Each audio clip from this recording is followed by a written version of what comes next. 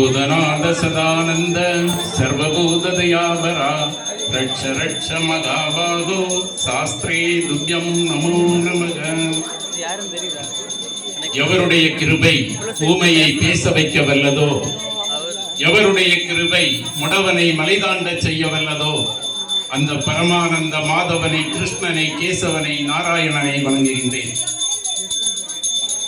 மிக சிறப்பாக மங்களகரமாக நடைபெற்றுக் கொண்டிருக்கின்ற இந்த ஐயப்ப பூஜை, சத்வித்யா பூஜாரிகள் சேவா அறக்கட்டளை நடத்துகின்ற இந்த நல்ல நிகழ்வில் கலந்து கொண்டிருக்கின்ற அனைத்து ஐயப்ப பக்தர்கள், குருசாமிகள் மற்றும் பூஜாரிகள், அனைத்து தாய்மார்கள், சகோதர சகோதரிகள் அனைவருக்கும் முதற்கண் வணக்கத்தை தெரிவித்துக் கொள்கின்றோம்.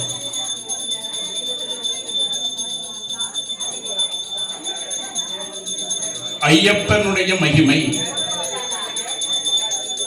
ஐயப்ப சுவாமி கலியுக தெய்வம், கண்கண்ட தெய்வம், ஏழை பங்காளன் என்றெல்லாம் சாதாரண மக்களால் புகழப்படுகின்ற ஒரு தெய்வம். அவர்கள் படிப்பினாலோ அல்லது கேள்வி ஞானத்தினாலோ ஐயப்பனை புகழ்வதில்லை. அவர்களுடைய அனுபவத்தினால் ஐயப்ப சாமியை புகழ்ந்து பாடுகின்றார்கள், புகழ்ந்து சரணகோஷம் எழுப்புகின்றார்கள். சாதாரணமாக இந்துக்களே இல்லை என்று நாம் நினைக்கின்ற பகுதிகளில் இருந்து கார்த்திகை மாசம் துவங்கினால் அங்கிருந்து ஐயப்ப கோஷம், ஐயப்ப சரணங்களை நாம் கேட்க முடியும்.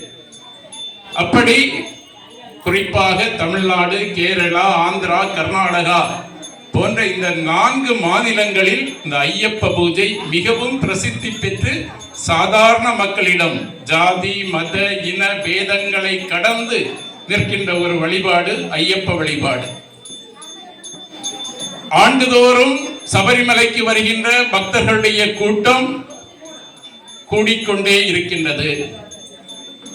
இந்த சூழ்நிலையில் ஐயப்ப விரதம் கடைபிடிக்கின்ற நடைமுறைகள் எப்படி இருக்கின்றது என்றால் அதனுடைய தரம் கொஞ்சம் கொஞ்சமாக குறைந்து கொண்டே வருகிறது என்பதை நாம் அறிவோம். இந்து சமுதாயம் ஐயப்ப பக்தர்களுடைய எண்ணிக்கையை பார்த்து, அவருடைய கோஷங்களை பார்த்து எந்த அளவு பெருமை அடைகிறதோ, பூரிப்படைகிறதோ, அதுபோல இந்த ஐயப்ப விரத முறைகளுடைய தேய்வு சங்கடத்தையும் ஏற்படுத்துகிறது என்பதை மறுக்க முடியாது. சாதாரணமாக ஏன் மனசுதானே சுத்தமாக இருக்கணும். நான் விரதம் இருக்கணும்னா மனசு சுத்தமா இருக்கணும். அதற்கு அதிகாலையில் 4 மணிக்கு குளிக்கணும், பிரம்ம முகூர்த்தத்தில் குளிக்கணும், அசைவம் சாப்பிடக்கூடாது, பல கட்டுப்பாடுகள், சவரம் செய்து கொள்ளக்கூடாது, பல கட்டுப்பாடுகள் நமக்கு இருக்கிறது. ஆனால் அதிபுத்திசாலிகள் சிலர் மனசுதான் சுத்தமா இருக்கணும், மனசு சுத்தமா இருந்தா சபரிமலைக்கு போலாம், ஐயப்ப வழிபாடு பண்ணலாம், இந்த விரதம் எல்லாம் சும்மா அப்படின்னு. பேரன்பு கொண்ட சகோதரர்களே, எல்லா கோயில்களையும் நிர்மாணிக்கின்ற பொழுது அந்த கோயில்களுடைய நடைமுறை, அங்கே எப்படி பூஜைகள் நடைபெற வேண்டும், அதை எல்லாமே அந்த கோயிலை நிர்மாணம் செய்யக்கூடிய, பிரதிஷ்டை செய்யக்கூடிய தந்திரி அங்கே ஒரு சிஸ்டத்தை, ஒரு விதியை ஏற்படுத்துவார். ஆனால் சபரிமலையினுடைய விரத முறைகள், வழிபாட்டு முறைகள் யாரால் ஏற்படுத்தப்பட்டது என்றால், ஸ்ரீ தர்மசாஸ்தா ஐயப்பன் சபரிமலையிலே சென்று அமர்ந்து விட்டார். அவரை பார்ப்பதற்காக பந்தள மகாராஜா அங்கே செல்கின்றார். பந்தள மகாராஜாவிடம் ஐயப்ப சுவாமியே நேரடியாக என்னென்ன விரத முறைகளை கடைபிடித்து என்னை காண வர வேண்டும் என்று ஐயப்ப சுவாமி எந்த விரதத்தை சொன்னாரோ அதே விரதம் தான் அன்றிலிருந்து இன்று வரை கடைபிடிக்கப்படுகிறது என்பதை நாம் புரிந்து கொள்ள வேண்டும். ஆகவே ஐயப்ப விரதத்தில் எந்த விதமான சமரசத்தையும் நாம் செய்யக்கூடாது. எது நடைமுறையோ, எது பாரம்பரியமாக நடந்து வருகிறதோ அதை நாம் செய்ய வேண்டும், கடைபிடிக்க வேண்டும் என்பதை நாம் தெரிந்து கொள்ள வேண்டும். அதில் நமக்கு பல கேள்விகள் எழும். நீல உடைதான் போட வேண்டுமா? சவரம் செய்து கொள்ளக்கூடாதா? ஏன் வெள்ளை உடை அடித்தால் என்ன, மற்ற உடைகள் உடுத்தால் என்ன, இப்படி பல கேள்விகள். நீல உடை ஏன் அணிய வேண்டும்? சாஸ்தா சனி கிரகத்தினுடைய அதிதேவதை. ஐயப்ப விரதம் யார் இருக்கிறார்களோ, ஐயப்பனை யார் பூஜிக்கிறார்களோ அவர்களுக்கு சனி கிரகத்தால் நன்மையை மட்டுமே செய்ய முடியும், எந்த பாதிப்பையும் ஏற்படுத்த முடியாது. நீல நிற உடையை அணிகின்ற பொழுது சனி பகவானுடைய அனுகிரகமும் நமக்கு கிடைக்கிறது. அது மட்டுமல்லாமல் ஒரு விரதம் நாம் இருக்கின்ற பொழுது சவரம் செய்து கொள்ளாமல் உணவு கட்டுப்பாடு கஷ்டப்பட்டு அந்த விரதத்தை நாம் செய்கின்ற பொழுது நம்முடைய கர்ம பலன் எல்லாம் அதில் தொலைந்து போகிறது. கிரக தோஷங்கள் நம்மை விட்டு அகன்று விடுகிறது. எப்போதும் இருப்பதை போலத்தான் நான் இருப்பேன். 50 ரூபாய்க்கு மாலை வாங்கி போட்டுவிட்டு நான் சபரிமலைக்கு சென்று வருவேன் என்றால் உங்களுக்கு அந்த 50 ரூபாய் வீண் என்றுதான் அர்த்தம். நாம் போடுகின்ற மாலையிலேயோ வைக்கின்ற பூஜை பொருட்களிலேயோ அதனுடைய பலன் இல்லை. நாம் எந்த அளவுக்கு மனப்பூர்வமாக அந்த விரதத்தை கடைபிடித்து சபரிமலைக்கு செல்கின்றோமோ அதில் தான் நம்முடைய பலன் இருக்கிறது என்பதை நாம் புரிந்து கொள்ள வேண்டும். சபரிமலையில் 18 படி. இந்த ஒவ்வொரு படியும் ஒவ்வொரு தத்துவத்தை நமக்கு உணர்த்துகிறது. ஒவ்வொரு படி, ஒவ்வொரு ஆண்டுகள் நாம் செல்கின்ற பொழுது கூட ஒரு நிலை நாம் மேலே சென்று கொண்டிருக்கின்றோம். எல்லா விதத்திலும், ஆன்மீகத்திலும், பொருளாதாரத்திலும், நம்முடைய குணநலன்களிலும் நாம் மேம்பட்டு கொண்டே வருகின்றோம்.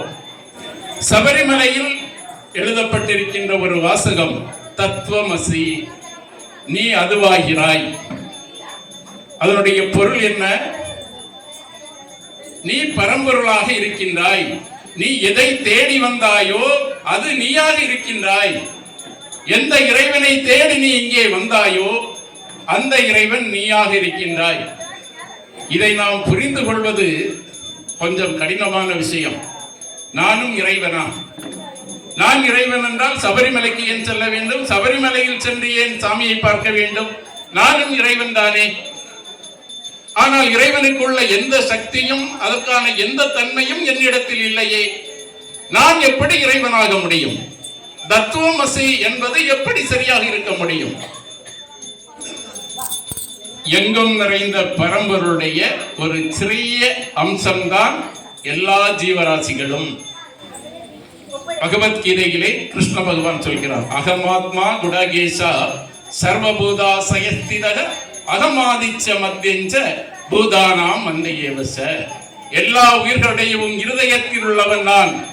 உயிர்களின் ஆதியும் நடுவும் முடிவும் நானே. அப்படி என்றால் எல்லா ஜீவராசிகளாகவும் இருப்பது இறைவன், இறைவனுடைய அம்சம். அது எப்படி சரியாகும்?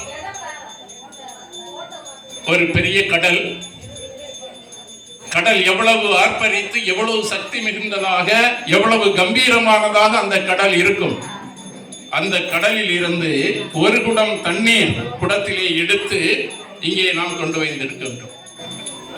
இப்ப இந்த குடத்தில் இருக்கிறது கடலா இல்லையா? குடத்தில் நாம் ஒரு குடம் தண்ணீர் எடுத்திருக்கின்றோம். இந்த குடத்தில் இருக்கின்ற தண்ணீர் கடலா இல்லையா? கடலா என்றால் ஆம். ஆனால் கடலுக்கான சக்திகளும் தன்மைகளும் இந்த குடத்தில் இருக்கின்ற நீருக்கு இருக்கிறதா? இல்லை. இது குடத்திலே அடைபட்டு நிற்கின்றது. எப்போது இந்த குடத்தில் இருந்து இந்த தண்ணீர் மீண்டும் கடலை அடைகிறதோ அப்போது இதுவும் கடலாக மாறிவிடுகின்றது. அதுபோல பிரம்மத்தினுடைய பரபிரம்மத்தினுடைய ஒரு அம்சமாக நம்முடைய ஜீவாத்மா இந்த உடலிலே அடைபட்டு பிறவிகள் எடுத்துக்கொண்டே வருகிறது. இந்த ஜீவாத்மா தன்னுடைய நிலையை உணர்ந்து இந்த லௌகீக விஷயங்களை எல்லாம் விடுத்து நான் பரம்பொருளினுடைய அம்சம் என்பதை எப்போது உணர்கின்றதோ அப்போது இந்த ஜீவாத்மா பரமாத்மாவோடு ஐக்கியமாகின்றது. கடலில் இருந்து எடுக்கப்பட்ட தண்ணீர் அடைபட்டு நிற்பதை போல பரம்பொருளுடைய அம்சமான நாம் இந்த உடலில் அடைபட்டு நிற்கின்றோம். எப்போது நாம் உண்மையை உணர்ந்து நானும் பரமாத்மா என்பதை உண்மையாக உணர்கின்ற பொழுது நாமும் பரமாத்மாவாக இறைவனாக மாறிவிடுகின்றோம். ரிஷிகள் சித்தர்கள் ஏன் வணக்கத்திற்குரியவர்கள்? அவர்கள் இந்த நிலையை அடைந்து விட்டார்கள். ரிஷிகள் என்பவர்கள் நான் பரம்பொருளுடைய அம்சம் என்பதை உணர்ந்து பரம்பொருளிடையே ஐக்கியமாகின்றார்கள். அவர்கள் வணக்கத்திற்குரியவர்கள், அவர்களை தெய்வமாக வணங்குகின்றோம். நாம் ஏன் வணக்கத்திற்குரியவர்கள் அல்ல, நாம் ஏன் மனிதர்களாக இருக்கின்றோம் என்றால், நான் பரம்பொருளுடைய அம்சம் என்பதை நான் உணரவில்லை.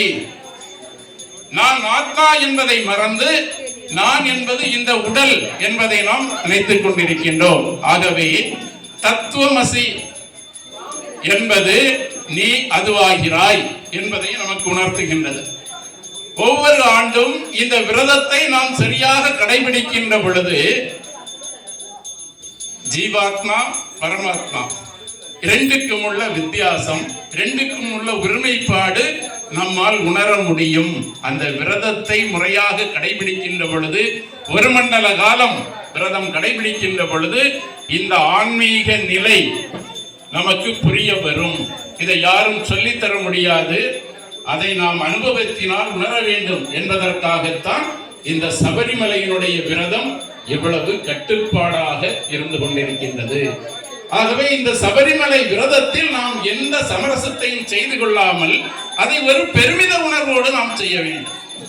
நமக்கு சரணம் அளிக்க வேண்டும் என்றால் கொஞ்சம் கூச்சம், நீல உடை அணிவது என்றால் கொஞ்சம் கூச்சம், நெற்றி நிறைய திருநீர் பூசுவது என்றால் நாம் கூச்சம். எதையெல்லாம் பெருமையாக நினைக்க வேண்டுமோ அதையெல்லாம் நாம் தவிர்த்து வருகிறோம். நாம் நெற்றி நிறைய திருநீர் பெருமித உணர்வோடு பூச வேண்டும்.